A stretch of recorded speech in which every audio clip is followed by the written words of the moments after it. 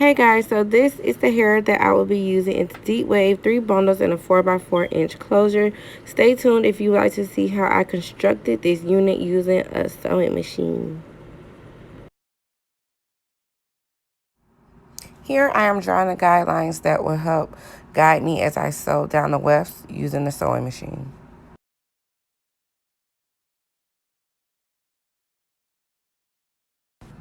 Next, I am testing the consistency of my enlightener that I will apply to the knots of my lace closure. I want to make sure that it's pretty thick so it doesn't seep through the lace and bleach the hair. So I'm just going to play with it to my liking.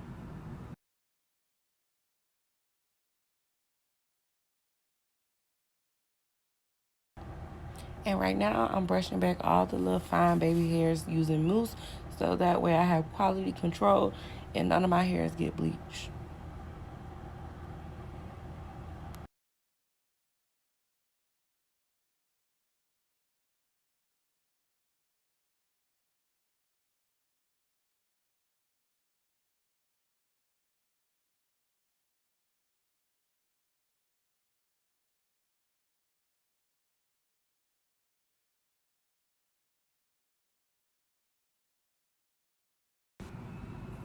I am literally just dabbing it on and spreading it out using a light hand. At no point in time do I ever press the enlightener onto the lace because I do not want to push it through the lace. It is very important. You just want to avoid the bleach spots, just avoid the bleach spots.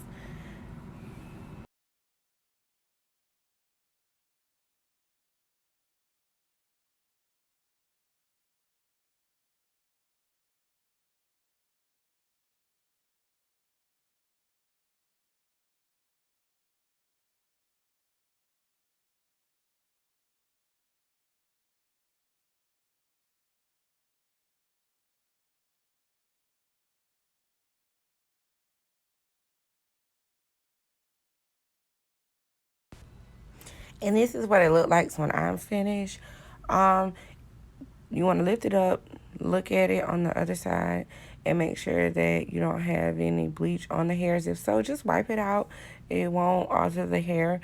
And to check for the knots, you just want to spread the hair open, look at the lace, and when you don't see those black knots, you know that it's ready. And depending on the lace that you have, depends on how long it'll take.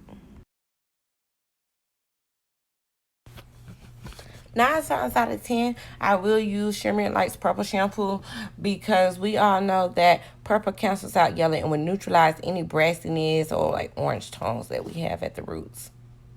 Look at that hair. And those knots are bleached, baby. So I will be using the 20, 18, 16-inch bundles, and I think it's a 16 or 14-inch 4x4 closure. And this is raw Indian hair that I am supplying for this unit. And here is my complete wig cap with my guidelines.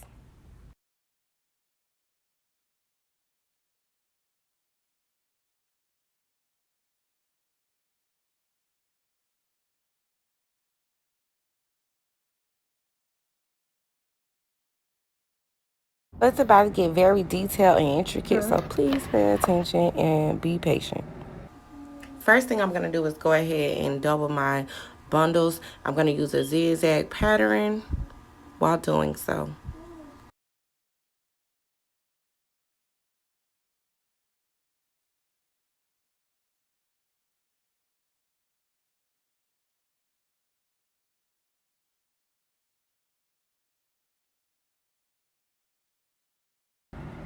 So what I just did was cut the folded part of the beginning of the wefts because they're not going to lay flat on the sewing machine. So I just cut those off. So when I start sewing onto the wefts, they are flat.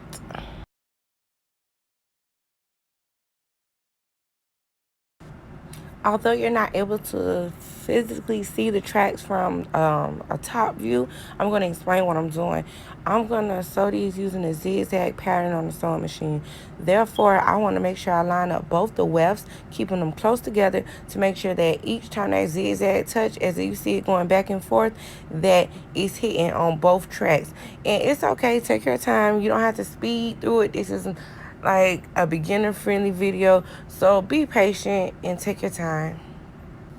So whenever you're ending and beginning stitching on wefts, you want to be sure to back stitch a few times, so that way you secure your thread and it does not come loose. That's very important. You don't want to be combing and your stuff start falling loose. I like to hold both sides of the wefts to create a great amount of tension, keeping it flat and helping me pull the wefts through the sewing machine. And I stop many times, adjust, readjust as you need to get it right. One thing I learned when doing hair, doing anything, don't just let it go if it mess up. Go back, fix it, and keep going.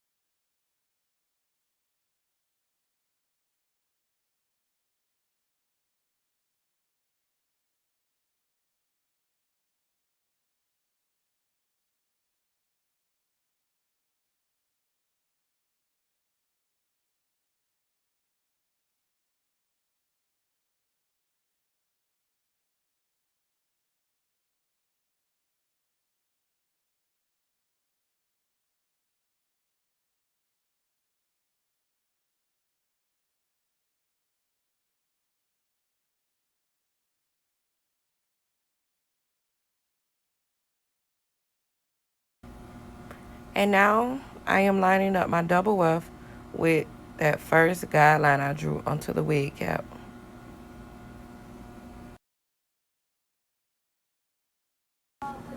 So don't forget to switch your needle pattern from the zigzag to the straight pattern, and be sure to let your footer down.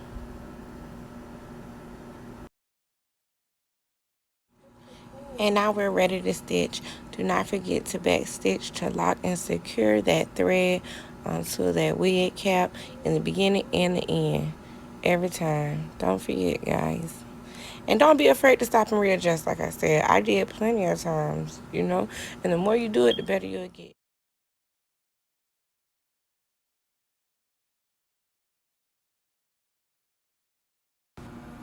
So as I cut the double weft, I also cut the excess thread. It's easier for me to do it now than later when all the hair is sewn down.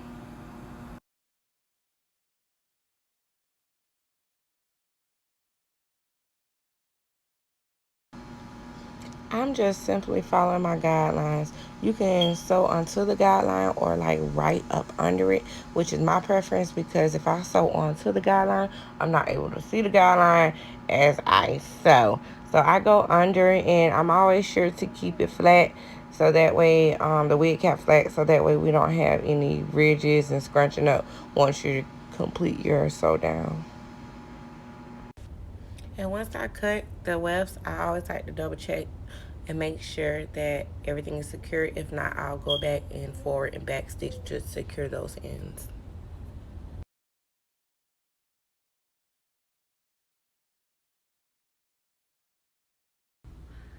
Here I've made my way up the wig cap. I'm almost done. I have like maybe two more wefts to sew down onto this cap before I go in and hand stitch my closer onto this unit. As you can see, I have now completed the stitch down with my thread and needle of my closure. And it's a 4x4.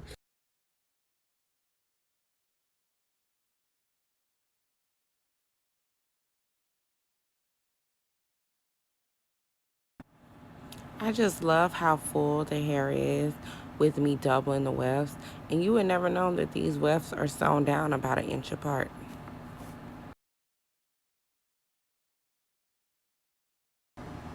All right, you guys, this unit is completely finished. I wanted to show you guys what it looks like afterwards when I fully saturated the hair, and I also trimmed the ends. I did customize the lace in the part to my hairline and my skin tone. I chose the side part because I love them. That's just my preference. I'm loving this wig, and I hope you guys enjoyed this video and you also learned something as you watch. Be sure to subscribe to my YouTube channel. I'll definitely have more content on the way, and I thank you guys for watching.